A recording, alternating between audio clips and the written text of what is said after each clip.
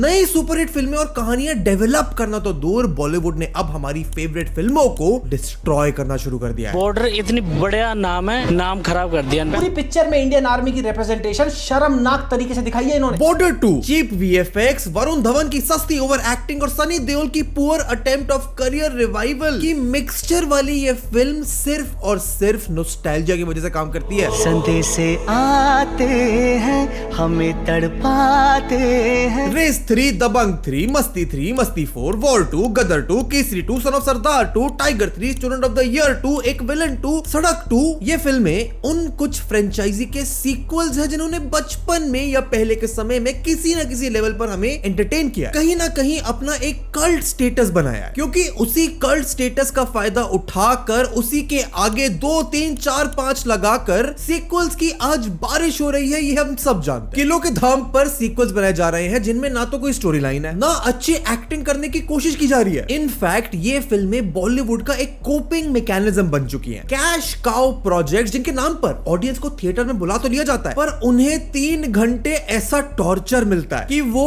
उस फ्रेंचाइज के original part से भी नफरत करने लगते हैं। हाउसफुल 5 जैसी फिल्में ऑडियंस को ऐसे ट्रीट करती हैं जैसे कि ऑडियंस 5 साल के बच्चे हों, कि बस जोर जोर से चिल्लाओ, अजीब अजीब शक्लें बनाओ और ऑडियंस को आप इंटरेस्ट करके रख सकते हो। और जॉली LLB 3, तुम्बा 2, मर्दानी 3, गदर 2, इन सीक्वल्स की तो फिर भी चलो ऑडियंस की तरफ से कुछ डिमांड थी, पर मस्ती 4, हाउसफुल 5, एक विलन 2, केसरी 2, भूल भुलैया 3, बागी 3, बागी 4, हीरोपंती 2, ये अनवांटेड सीक्वल्स किसी ने मांगे नहीं थे, ना इनकी एंटिसिपेशन थी। इनफैक्ट हाउसफुल 4, बागी 3, हीरोपंती और भूल भुलैया 2 के पुअर बॉक्स ऑफिस रन और ऑडियंस के डिसअपॉइंटेड रिएक्शंस काफी होने चाहिए थे मेकर्स को ये बताने के लिए कि उनकी फ्रेंचाइजी के नेक्स्ट पार्ट अब किसी को चाहिए नहीं। 2025 में 8 सीक्वल फिल्में रिलीज हुई, जिनमें से 7 तो बॉक्स ऑफिस पर फ्लॉप रही। तो शायद ये देखकर बॉलीवुड को रुक जाना चाहिए, पर नहीं, अगले 2 सालों में तुम्हारे लिए भर भर कर सिनेमा हॉल में सीक्वल्स इंतजार कर रहे हैं। Hera Pheri 3, Welcome to the Jungle, Don 3, Kick 2 and अब तो करण जौहर भी प्लान कर रहे हैं कभी खुशी कभी गम 2 के लिए। देखो, इनहेरेंटली एक कहानी का सीक्वल बनाने में कोई बुरी बात नहीं, पर एट दिस पॉइंट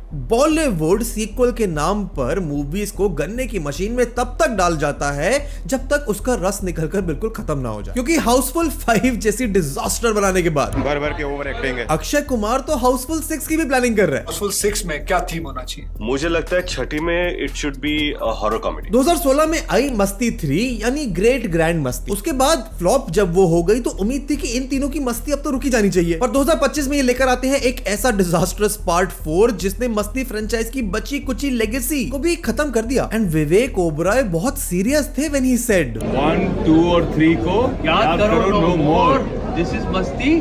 क्योंकि याद करने के लिए अब कुछ बचा ही नहीं है। पर सवाल यह है कि बॉलीवुड पे ये सीक्वल बनाने का बुखार चढ़ा कैसे, क्योंकि सीक्वल्स तो हमेशा से बनते आ रहे हैं। धूम 2, फिर Hera Pheri, Sarkar 2, Housefull 2, Golmaal Returns, Gangs of Wasseypur 2, Krrish 2, Krrish 3, Dhoom 3, ये वो सीक्वल्स हैं जो कई मायनों में अपनी ओरिजिनल फिल्मों से भी एक कदम आगे थे, जिन्हें ऑडियंस ने भर भर कर प्यार दिया। तो फिर कैसे आज सीक्वल्स के नाम पर हमें मिलता है सिर्फ नॉस्टैल्जिया, कॉपी पेस्ट सॉन्ग्स,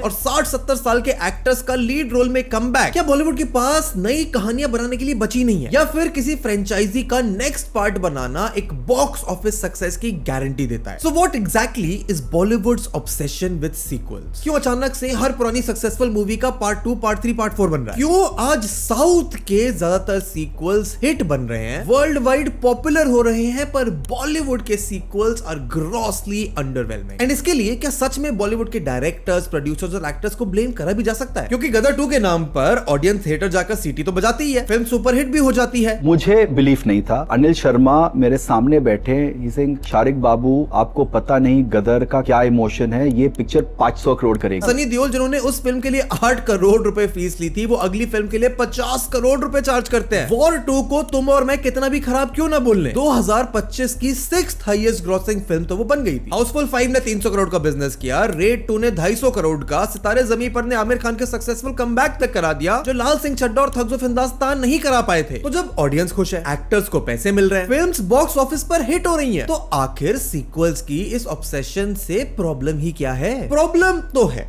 और बहुत बड़ी है, वो सब इस वीडियो में हम विस्तार में डिस्कस करेंगे। पर उससे पहले वीडियो को लाइक कर लो, चैनल को सब्सक्राइब कर लो, क्योंकि पॉप कल्चर पर ऐसे डीप डाइव्स हम तुम्हारे लिए हर हफ्ते लेकर आते हैं।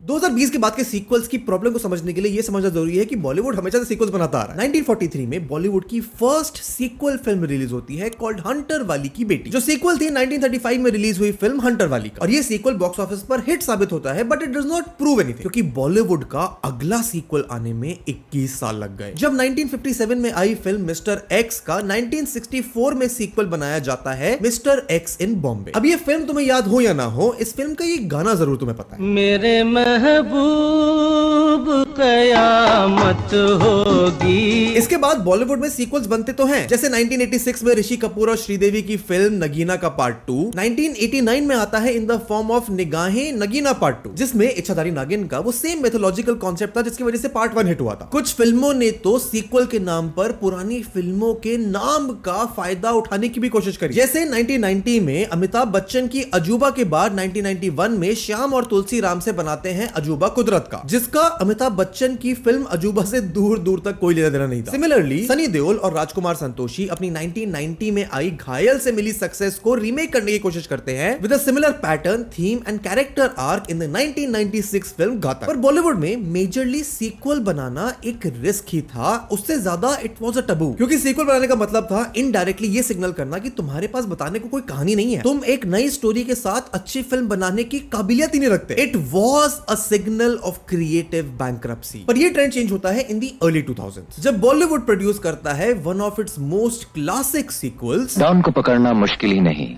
नामुमकिन है। 2003 में मुन्ना भाई एमबीबीएस की मैसिव सक्सेस के बाद रिलीज होती है 2006 में लगे रहो मुन्ना भाई, जो मेरे ओपिनियन में बॉलीवुड की one of the best sequel movie. Munna Bhai बने संजय दत्त और सर्किट अरशद वारसी की जोड़ी के साथ महात्मा गांधी के कैरेक्टर को ऐड करना is one of the finest screen play plays in Bollywood. And Munna Bhai की सक्सेस की कहानी अपने आप में एक अलग वीडियो बन सकती है, अगर तुम चाहते हो तो कमेंट करके जरूर बताना। सिमिलरली कोई मिल गया की सक्सेस के बाद शायद ही किसी ने सोचा होगा कि इस फिल्म का भी पार्ट 2 बन सकता है, या फिर इसे पार्ट 2 की जरूरत भी है। पर 2006 में राकेश रोशन लेकर आते हैं क्रिश, एंड शुरुआत थी one of India's most successful franchises की। 2006 में धूम 2 और फिर हेरा फेरी, 2008 में गोलमाल रिटर्न्स और सरकार 2, 2009 में राज 2, 2011 में डॉन 2, 2013 में Race 3, and these were some of the best Bollywood sequels जो 2000s की उस डेकेड में ही बने थे। पर उस समय पर भी एक सीक्वल बनाने का पर्पस काफी वैलिड था। रोहित शेट्टी ने गोलमाल यूनिवर्स बना दिया था with the film's core cast always being the same. Sarkar 2 दिखाती है अमिताभ और अभिषेक के कैरेक्टर्स की डीपर बॉन्डिंग को, और फिल्म को पॉलिटिकल ड्रामा पार्ट 1 से ज्यादा इंटेंसिफाई करती है। फिर हेरा फेरी अब भले ही प्रियदर्शन ना डायरेक्ट कर रहे हो, पर पार्ट 2 भी ऑडियंस को तो पसंद आया ही था, mainly because of the exceptional writing of Neeraj Vora. Krrish और धूम सीरीज के सीक्वल्स में बेसिक प्लॉट हमेशा सेम ही रहता है, बस विलन हर पार्ट में ज्यादा सीरियस, स्टेक्स ज्यादा हाई हो जाता है, which makes the overall film more anticipated and exciting. Don 2 के साथ फरहान अख्तर ने रिस्क लिया अपने फादर की लिखी हुई original Don starring Amitabh Bachchan की लेगेसी को कंटिन्यू करने का या उसे बिगाड़ देने का। But Farhan Akhtar and Shahrukh Khan did not disappoint at all. Early 2000s को तो लोग वैसे भी बॉलीवुड का पीक मानते हैं, इसीलिए ये सीक्वल्स बनाना थोड़ा वैलिड भी समझ आता है। एंड ये सीक्वल्स सिर्फ नाम के लिए सीक्वल्स नहीं थे, they were character driven, situational, more meaningful. हर फिल्म का अपना एक नया कॉन्फ्लिक्ट होता था जो पिछले पार्ट से बड़ा था, या तो फिर वो पार्ट 1 का कंटिन्यूएशन था जो कुछ अधूरे सवालों का जवाब देता। हर सीक्वल को एक क्रिएटिव एंगल से देखा जाता था। राइटर्स चाहते थे कि वो पार्ट 1 को जस्टिस देते हुए एक अच्छा सीक्वल बनाए, एंड इवन एक्टर्स भी एक रोल में स्टिक होना नहीं चाहते थे। और यही क्रिएटिव डीएनए और ऑनेस्टी कैरी होती है 2010s के डेकेड में भी, क्योंकि Dabangg 2, once upon a time in Mumbai again, hate story 2, Singham Returns, Housefull 2, Housefull 3, Dhoom 3, Golmaal 3, इन फिल्मों को तुम इनकी ओरिजिनल फिल्मों से बेहतर भले ही ना मानते हो, बट ये फिल्में वॉचेबल थी, ओरिजिनल की लेगेसी को टेंट नहीं करती थी, and were good films in themselves. हाँ, इस डेकेड में क्रिएटिविटी के साथ थोड़ा कॉम्प्रोमाइज आपको दिखता है, एक फ्रेंचाइज के साथ पूरी तरह जस्टिस ना कर पाना भी दिखता है। और अब तक शायद डायरेक्टर्स और प्रोड्यूसर्स को एक फ्रेंचाइज को मिल्क कैसे करना है उसका एक परफेक्ट बैलेंस फॉर्मूला भी मिल गया था, जिसमें ऑडियंस को चीटेड भी ना फील हो, फ्रेंचाइज आगे भी बढ़ जाए और प्रोड्यूसर अपने पैसे भी बना ले। और शायद इसीलिए ये कंप्लीटली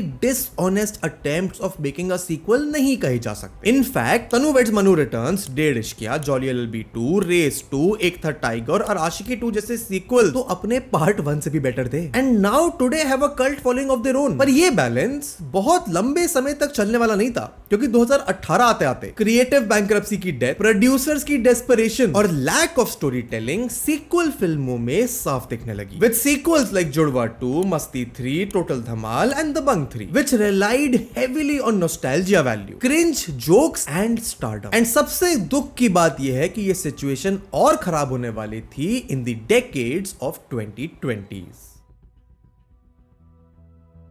2020 की शुरुआत में बॉलीवुड फेस करता है one of its worst periods. Pandemic के बाद ओटीटी की वजह से लोगों ने थिएटर आना तो ऑलरेडी बंद कर दिया था। सुशांत सिंह राजपूत की मौत और नेपोटिज्म वेव की वजह से बॉयकॉट बॉलीवुड ट्रेंड अपने पीक पर था, और कैसे इस ड्राई पीरियड ने बॉलीवुड को मजबूर कर दिया रिलाई करने पर सिर्फ एक्शन फिल्मों के ऊपर, और कैसे वो बॉलीवुड के डाउनफॉल का अल्टीमेटली सबसे बड़ा कारण भी बन गया, वो तो हमने इस वीडियो में कवर किया ही है, तुम जाकर देख सकते हो। वीडियो के एंड में मैं तुम्हें लिंक दे भी दूंगा। पर अपनी इस डेस्परेशन में बॉलीवुड के प्रोड्यूसर सहारा लेते हैं अपनी उन पुरानी फिल्मों का जिनकी ऑलरेडी एक कल्ट और फैन फॉलोइंग बन चुकी है, जो सोशल मीडिया और पॉप कल्चर में अपनी काबिलियत पे, अपनी कहानी की वजह से आज भी कुछ हद तक रेलेवेंट है। इसी के बलबूते पर 2022 में रिलीज होती है भूल भुलैया 2, हीरोपंती 2, फुकरे 3, ड्रीम गर्ल 2 और OMG 2, जिनमें से कुछ अच्छी थी और कुछ पूरी तरह से बकवास थी। पर the film which change the perception of sequels in Bollywood वो रिलीज होती है 2023 में सनी देओल स्टारर गदर 2। 2016 में घायल वंस अगेन के बाद सनी देओल पहली बार इतनी बड़ी फिल्म में एक लीड रोल प्ले कर रहे थे, और अपनी एक ऐसी फिल्म से जिसकी वजह से उनका पूरा करियर डिफाइन होता है, जो हिंदी सिनेमा की one of the biggest blockbusters और कल्ट क्लासिक्स में से एक है। हाँ, मूवी 600 करोड़ का कलेक्शन करके सुपरहिट जरूर होती है, पर ये तो सनी देओल के फैंस भी एक्सेप्ट करेंगे कि मूवी अपने कहानी के बलबूते पर गदर 1 के तो आसपास भी नहीं थी। फिल्म के चलने का मेन रीजन था गदर की सालों से बनी हुई brand value and Sunny Deol के एक्शन सीक्वेंसेस। पर इसके बाद प्रोड्यूसर्स को दिखा एक ऐसा पैटर्न जो एटलीस्ट 2027 तक तो एक्सप्लॉइट होने ही वाला है। अगले साल सलमान खान भी अपने डूबते करियर को बचाने के लिए बेट लगाते हैं टाइगर 3 पर, जो उस डूबते करियर को और डुबा देती है। सिंघम अगेन में रोहित शेट्टी, अजय देवगन, रणवीर सिंह और अक्षय कुमार तीनों को लाने के बाद भी हिट नहीं करा पाते। भूल भुलैया 3, बागी 3, Baaghi 4, Raid 2, War 2, Housefull 5, Son of Sardaar 2, De De Pyaar De 2, Kesari 2, धड़क 2। पिछले 3 सालों में बॉलीवुड ने सीक्वल्स की लाइन लगा दी है, जिसमें से रेयरली ही कोई सीक्वल अपने पुराने पार्ट की लेगेसी को जस्टिफाई करता है। ये सीक्वल्स बनाए गए हैं सिर्फ और सिर्फ प्रोड्यूसर्स और डायरेक्टर्स के फायदे के लिए, ताकि वो एक एस्टैब्लिश फिल्म का नाम यूज करके एक बिलो एवरेज फिल्म को ऑडियंस को बेच सके। ना एक क्रिएटिव फ्रेश स्टोरी लाइन की जरूरत, ना ही नए गानों की जरूरत, क्योंकि ऑथेंटिसिटी के नाम पर वही पुराने सॉन्ग्स की नॉस्टैल्जिया वैल्यू पर ऑडियंस को थिएटर में खींचने की एक गंदी कोशिश।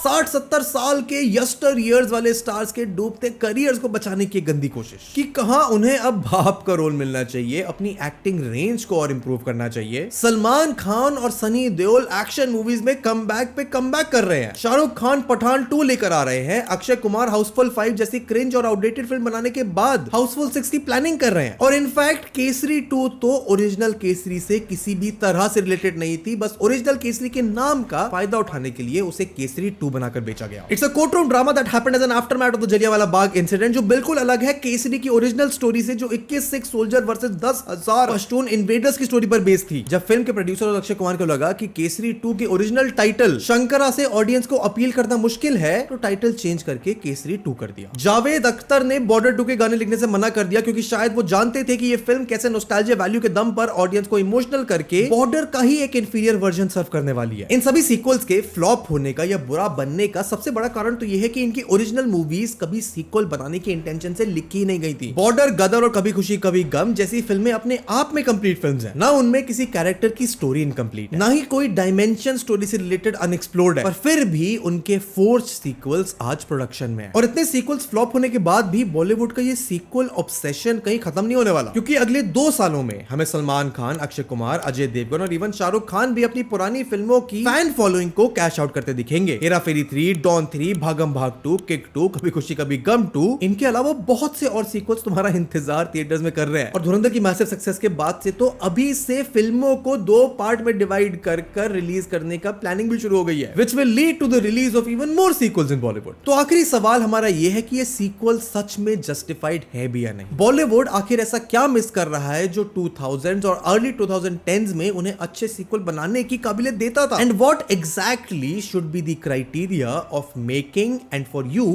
watching a sequel?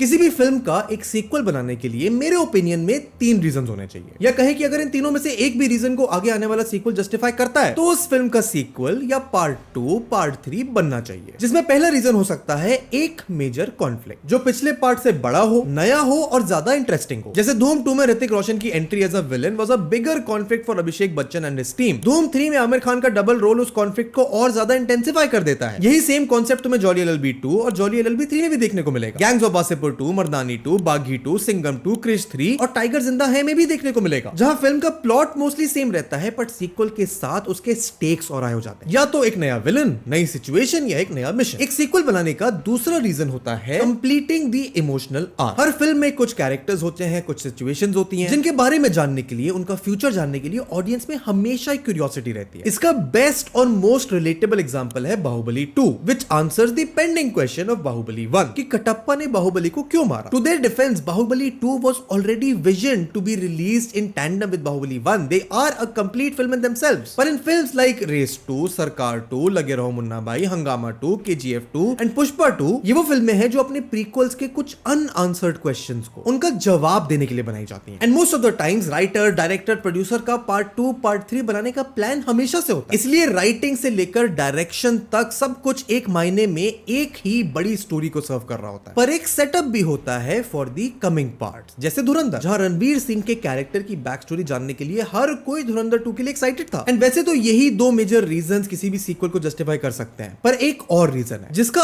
आर्गुमेंट दिया जा सकता है, जहां फिल्म का प्रोटैगनिस्ट एक हायर इमोशनल प्राइस पे करता है, उसके कैरेक्टर का एक अनफोर्सीन डेवलपमेंट होता है। And this often includes replacement of actors as well, जैसे साहिब बीवी और गैंगस्टर 3 में संजय दत्त की entry. Satyameva Jayate 2 is another example of such a sequel जो फ्लॉप क्यों हुई उसकी बात मैं भी करूंगा। पर मेजर लीग सीक्वल बनाने के लिए इन तीनों में से किसी एक रीजन को डायरेक्टर और प्रोड्यूसर को जस्टिफाई करना ही पड़ेगा। हाँ, इसका मतलब ये नहीं है कि एग्जीक्यूशन खराब नहीं हो सकता। क्या कूल है हम 2000s की एक पॉपुलर अडल्ट कॉमेडी फ्रेंचाइज बनके सामने आई, started a new genre of films, पर 2016 में पार्ट 3 इतना खराब था कि it can be best described by this review of Anupama Chopra. Aftab Shivdasani said, "We're not expecting reviews for this film. Why should it even be reviewed?" He was right. I'm going to stop now. I'm going to try and recover from this hugely traumatizing experience. सत्यमेव जयते 2 की तो किसी ने demand नहीं की थी, ना ही उसकी जरूरत थी। जॉन इब्राहिम का ट्रिपल रोल, दिव्या खोसला कुमार की bad acting and unnecessary force nationalism के दम पर ऑडियंस को फिल्म बेचने की कोशिश पूरी तरह फ्लॉप हुई। And even John Ibrahim acknowledged that. I had a franchise that worked and I belted out something that was just the opposite in the second part. Why did I do it? Because I succumbed to the dictats of commercial demand. I said, hey, listen, it's a part 2. दबंग 3 के साथ सलमान भाई ने comeback करने की कोशिश करी, पर एक और बड़े कॉन्फ्लिक्ट के अराउंड फिल्म बनाने की जगह the makers relied heavily on the aura of Chulbul Pandey. Sarkar 1 और 2 के हिट होने का one of the major reason था was the relationship between Amitabh Bachchan and Abhishek Bachchan के characters and how it evolve. पर पार्ट 3 से अभिषेक बच्चन को निकालना फिल्म की उस डुअलिटी को खत्म कर देता है and it ends up becoming a hardcore political drama. ऐसे ही वेलकम बैक की डिमांड तो जरूर थी। उदय और मजनू की जोड़ी पर अनीस बाज़मी ने एक बार फिर बेट भी लगाई थी, पर कहानी ने ओरिजिनल वेलकम की स्टोरी को बिल्कुल जस्टिस नहीं करी। राम गोपाल वर्मा ने अपनी कल्ट क्लासिक फिल्म सत्य का पार्ट 2 भी बनाया था जो किसी को याद तक नहीं। बागी 3, बागी 4, हीरोपंती 2, मुन्ना माइकल 2, टाइगर श्रॉफ का तो करियर ही अपनी फिल्मों की सीक्वल्स करके चल रहा है। एंड हेरा फेरी 3 बन तो रही है, पर प्रिया दर्शन ओरिजिनली उसे बनाना नहीं चाहते थे। परेश रावल ऑलरेडी 2 बार मुंह बनाकर खुद को फिल्म से डिसएसोसिएट कर चुके हैं। और फिल्म का सबसे बड़ा एक्स फैक्टर हेरा फेरी 1 और 2 के राइटर नीरज वोरा अब इस दुनिया में नहीं है, जिसकी वजह से आई वोंट बी सरप्राइज अगर हेरा फेरी 3 इस सीक्वल्स की लाइन में एक और फेल्ड क्रिंज फेस्ट बनकर रह जाए। सिमिलरली रेस फ्रेंचाइज का फेस सैफ अली खान थे एंड उन्हें रेस 3 से हटाना was a disastrous decision. Salman Khan, Anil Kapoor, Bobby Deol जैसे सुपरस्टार्स भी रेस 3 को फ्लॉप होने से नहीं बचा पाए, क्योंकि अब शायद एक पॉपुलर फ्रेंचाइज के नाम पर ऑडियंस को एक बिलो एवरेज फिल्म देना इतना आसान नहीं था। और सीक्वल्स के इस ऑब्सेशन से सबसे बड़ा नुकसान अगर किसी को हो रहा है तो वो बॉलीवुड ही है, क्योंकि अगर इस तरह की क्रिएटिव बैंकरप्सी से पुरानी फिल्मों की नई पैकेजिंग करके ऑडियंस को बेवकूफ बनाने का सिलसिला चलता रहेगा तो ना तो बॉलीवुड की स्टोरी टेलिंग आगे बढ़ेगी, ना ही टैलेंटेड राइटर्स, एक्टर्स को मौका मिलेगा और ना ही कोई फ्रेश फिल्में डेवलप हो पाएंगी। अब तुम ये काउंटर आर्गुमेंट दे सकते हो कि बॉलीवुड में ही थोड़ी सिर्फ अकेले सीक्वल्स बन रहे हैं, साउथ इंडस्ट्री में तो देखो कितने सीक्वल्स बनते हैं। 2004 की world wide highest grossing films में से ज्यादातर रीमेक्स हैं और इंडिया के बाहर भी तो देखो सालों से लगातार world wide highest grossing film sequels ही तो होती है, या फिर किसी फिल्मों के रीमेक या फिर किसी सिनेमैटिक यूनिवर्स का पार्ट होती है। एंड तुम्हारी बात मानते हुए मैं तुम्हें याद दिलाना चाहूंगा कि इन फिल्मों के सक्सेसफुल होने का कारण ही है उन फिल्मों में गए हुए एफर्ट्स। वो हमारे इस रीजंस ऑफ सीक्वल्स में से लगभग तीनों को जस्टिफाई करते हैं। हाँ, ये भी जरूर है कि एक एस्टैब्लिश फ्रेंचाइज का नेक्स्ट पार्ट बनाने के लिए प्रोड्यूसर से पैसा भी आसानी से मिल जाता है, बनी बनाई एक ऑडियंस भी मिल जाती है। जो लोग पार्ट 1 के फैंस हैं वो अपने आप पार्ट 2, 3, 4 देखने आएंगे। फ्रेंचाइजेस से आपको एक फिक्स व्यूअरशिप मिलती है एंड फिक्स फैंस मिलते हैं। मार्वल की इतनी कल्ट फॉलोइंग, उसका ये फ्रेंचाइज मॉडल की वजह यही है। पर अगर सीक्वल को सिर्फ और सिर्फ एक मनी मेकिंग मशीन की तरह देखा जाएगा तो वो उस समय शायद ठीक ठाक उसका आरओआई जरूर दे देगी, पर in the long run it is a disservice to the fans and to the entire industry. क्योंकि उन पोरली मेड सीक्वल्स जो एक अच्छी फिल्म बनाने के इंटेंशन से नहीं बनाए गए थे, जिसका सोल पर्पस पैसे कमाना, एक क्रिएटिव बैंक्रप्सी को छुपाना था, रिटायर्ड स्टार्स के करियर्स को रिवाइव करना था, तो अगर उन फिल्मों की जगह बॉलीवुड कुछ नए कॉन्सेप्ट्स पर काम करता तो हमें और फिल्में जैसे तनु वेड्स मनु, तुम्बा, 3 इडियट्स, गजनी और छिछोरे जैसी फिल्म्स मिल सकती थी। एंड ओटीटी के आने के बाद प्रोड्यूसर्स नई कहानियां, नए कॉन्सेप्ट्स पर फिल्में बनाकर उनको थिएटर में रिलीज करने का बेट ही नहीं लेते हैं। एंड इसीलिए ओटीटी पर फ्रेश कॉन्सेप्ट्स एक्सप्लोर करती हुई कहानियां तुम्हें ज्यादा भी दिखती हैं, पर वो थिएटर पर कभी टेस्ट नहीं होती, उनका वर्ड ऑफ माउथ कभी एक्सप्लोर नहीं होता, एंड वो ओरिजिनल कहानियां कभी कल्ट क्लासिक ऑडियंस की फेवरेट नहीं बन पाती। अब तुम इसको प्रोड्यूसर्स की मजबूरी कहो कि ऑडियंस एक नई मूवी के लिए थिएटर में 300 रुपए का टिकट लेकर आने नहीं चाहती, एक ऐसी फिल्म के लिए जिसकी स्टोरी लाइन, कैरेक्टर्स, उसके प्लॉट से वो पूरी तरह से फेमिलियर ना हो। सीक्वल से एटलीस्ट ऑडियंस को थोड़ा सा आइडिया तो हो जाता है कि इस फिल्म से क्या उम्मीदें रखनी है। एंड इसीलिए एक तरह का ये लूप बन चुका है धुरंधर और सैयारा जैसे आउटलायर्स को छोड़ के, जिससे बाहर निकलकर ऑडियंस थिएटर में मूवी देखने जा ही नहीं रही है। और इसीलिए मेकर्स भी उन्हें वो घिसी पिटी कहानियां, स्टोरी लाइन, नॉस्टैल्जिया और स्टारडम के नाम पर एक पुअरली मेड सीक्वल बेचे जा रहे हैं। अगर इस लूप को और डीपली समझना है तो ये वीडियो जाकर जरूर देखना। वीडियो पसंद आई हो तो इसे लाइक और शेयर करो अपने दोस्तों के साथ जो सीक्वल्स देखने के लिए थिएटर्स में जाते हैं। चैनल को सब्सक्राइब करो and I will see you in the next one. Good bye.